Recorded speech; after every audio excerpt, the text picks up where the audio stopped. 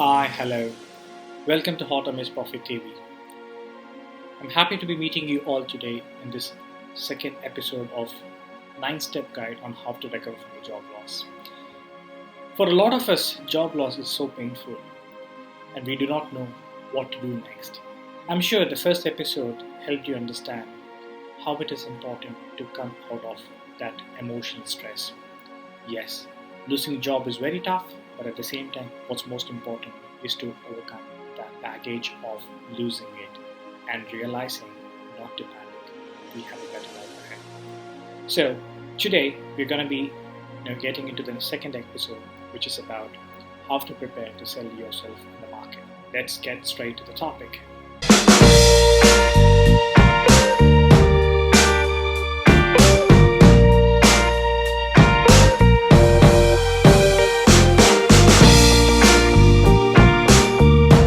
Excellent. So today's episode will have 12 important recommendations on a step-by-step basis for how to create your profile, how to build your brand, and how to attract recruiters.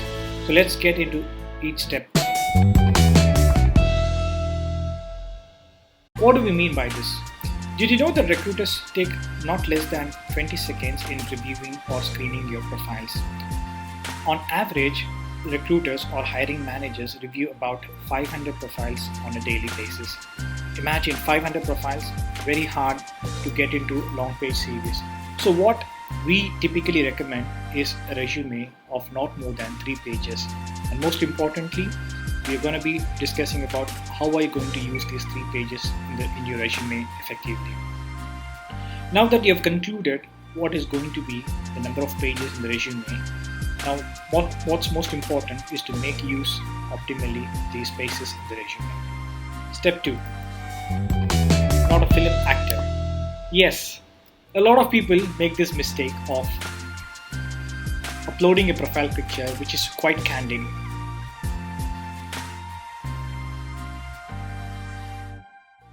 Yes, you can always upload candid pictures, but what's most important is not to have someone along with you or a picture that is not clearly visible for the recruiter.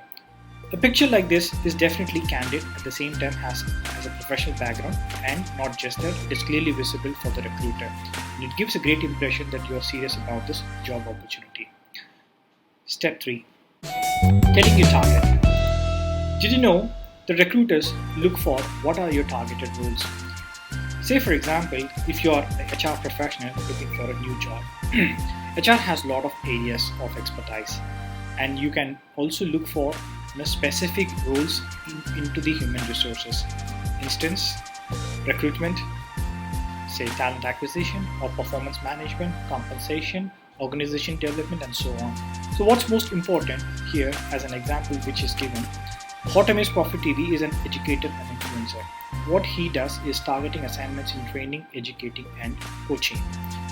There are also areas like mentoring, career counseling, and so on, which this candidate is not interested in. So the recruiter will be able to easily identify this is the profile I am looking for.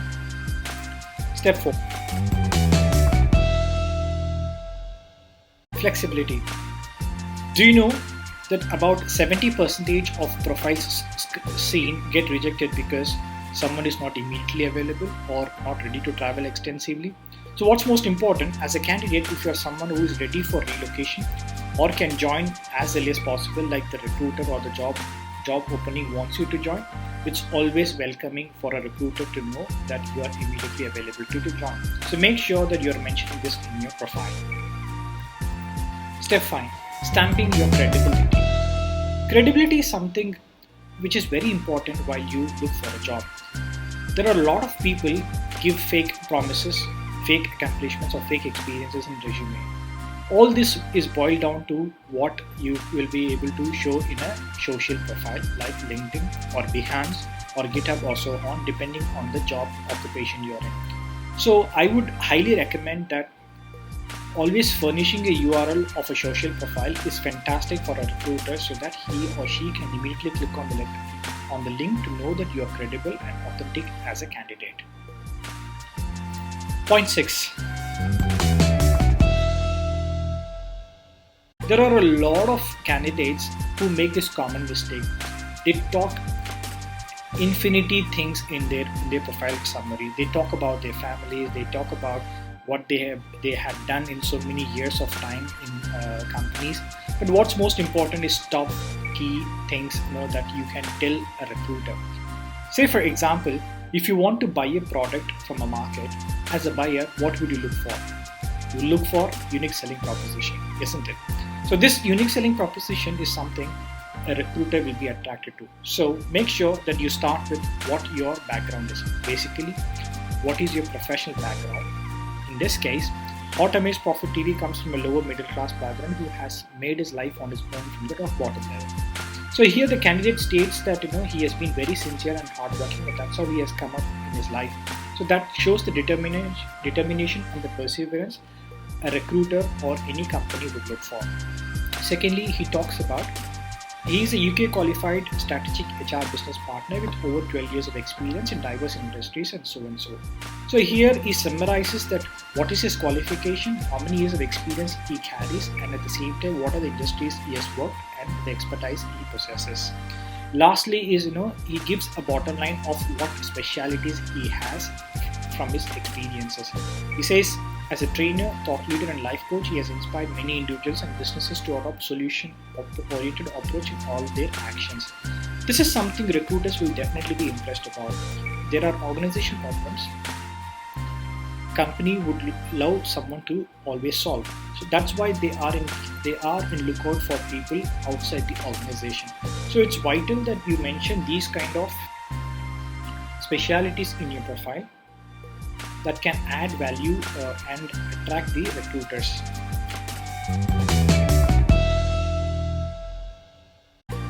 Another common mistake people make is not mentioning their employment gap. So when we talk about experiences, yes, it's important that you mention all of your work experiences, but at the same time make sure that you don't miss out on any employment experience just because you have a career gap. There is always a social stigma that employment gaps are judgmental.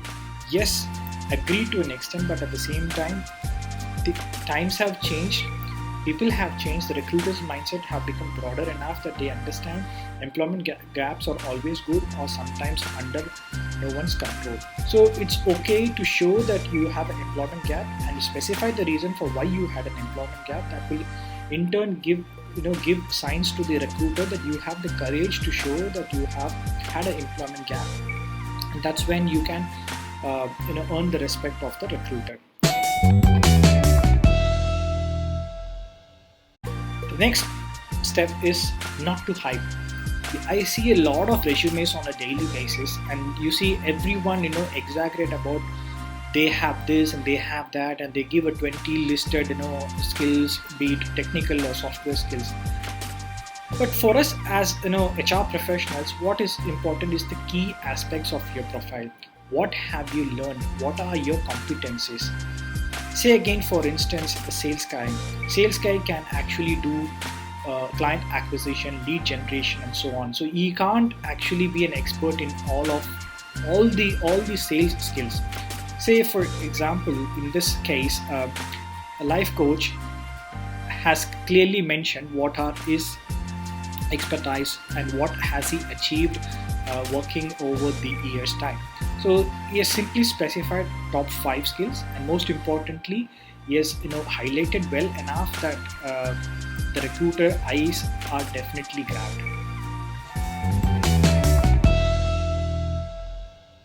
The next key thing is about mentioning the achievements. Did you know that resumes contain more stories than what actual reality is?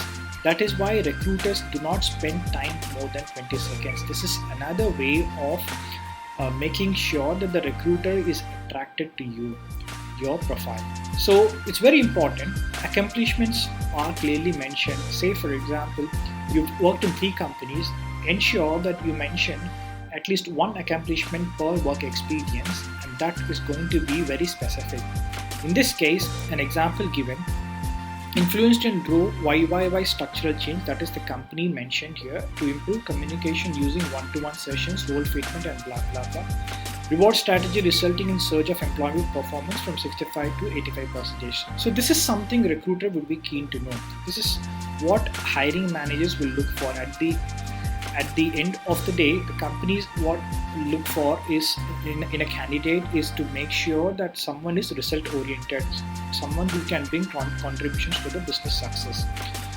So it is highly recommended that you keep your accomplishments more prominent than the responsibilities that what you do on a daily basis. Say for instance, you start the day, you clock in, you make sure that you attend daily talks and so on. This is not what a hiring manager is interested in. It is not necessary for you to show the qualifications which is not relevant to the job roles you're looking for.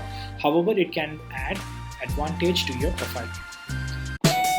Then is the talent piece. So did you know that recruiters always look for multi-talented people? Apart from the job you're applying for, the technical skills you possess, what's most important is to show that what are the languages you can speak. Say for example, if a company is a multinational company and has branch offices in different parts of the country or different countries in the world, so it is ideal for someone who can speak many languages to be able to be suitable for such roles. So now we have come to the last two steps. The following, which you see in the resume, it has some cheesy lines. I aspire success, he could be the game changer. You see, people can actually grab eyeballs of recruiters by telling out through giving these quotes, your favorite quotes from the people who you like the most, who you get inspired from. Final step in the second episode is asking for recommendations in social accounts. You see, like I mentioned about credibility, the early stage, it's important that you will have to obtain testimonials. You become a very popular figure and you also become a very trustworthy person.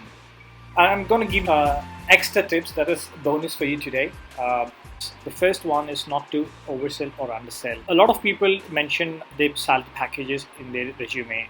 Sometimes recruiters might judge you because you are over demanding, or sometimes you are underpaid for a job role, which may also lead to rejection of your profile. And another tip is, of course, to speak up. That is, to whistleblow that you're looking for a job opportunity. Did you know that a lot of times references pays you a job offer? So it's very important that you communicate to your professional network that you're actively looking for a job, and passing your resume can actually add value or help to your job search. Thanks for watching. Fantastic. So now you've completed this 12-step process. See you in the next episode. Take care. Bye-bye.